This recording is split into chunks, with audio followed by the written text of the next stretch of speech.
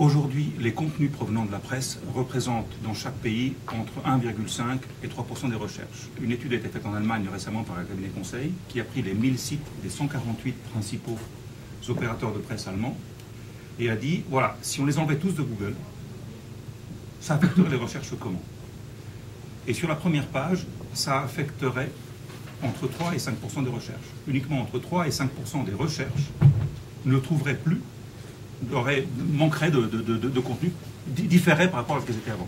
Moi, ça m'intéresse d'avoir cette étude, parce que nous, on n'a pas du tout les mêmes. Ça intéresse Philippe aussi. Non, mais vous la fournirez. Mais si vous la trouvez sur le net, cherchez... Enlevez-les.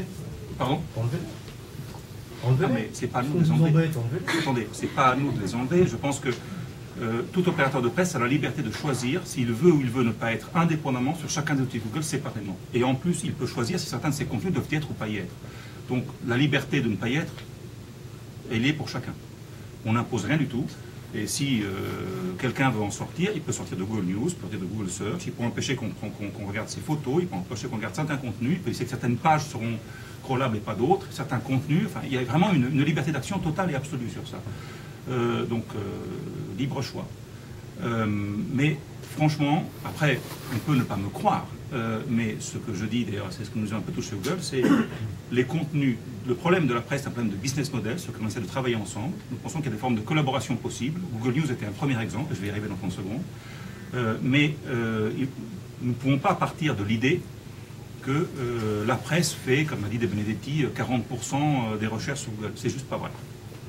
Donc, et si on comprend ça, on verra donc, comment pouvoir lancer la collaboration de la meilleure manière possible. On n'a pas du tout les mêmes chiffres que vous, mais je pense qu'on ne va pas faire un débat. Mais les chiffres, ils sont... S'il y a un truc sur lequel on ne peut pas mentir sur Google, c'est les chiffres. Les chiffres sont quelque chose d'ouvert. On a Insight for Search, on a des outils qui permettent d'aller regarder. J'invite quiconque à utiliser nos outils pour voir quels sont les chiffres. D'ailleurs, on peut voir ce que dit Nielsen, c'est pas compliqué. À propos de chiffres, moi j'ai juste une question. C'est quoi les revenus exacts de Google en France sur la publicité? Parce que vous ne mentez pas sur les chiffres. Je n'ai pas le droit, nous sommes une entreprise cotée aux États-Unis, je n'ai pas le droit de fournir de chiffres sur aucun autre pays, en dehors de ce que sont les commissions de Google aux États-Unis au moment de l'annonce des résultats. J'avais le même problème chez AOL, Yahoo a le même problème, beaucoup d'entreprises cotées ont ce problème, ce n'est pas une question de volonté de la part des dirigeants, je n'ai pas le droit de le faire, ça serait un délit. Comment expliquez-vous le fait que l'IREP estime à 800 à 900 millions d'euros le chiffre d'affaires de Google en France sur les AdWords, sur la publicité?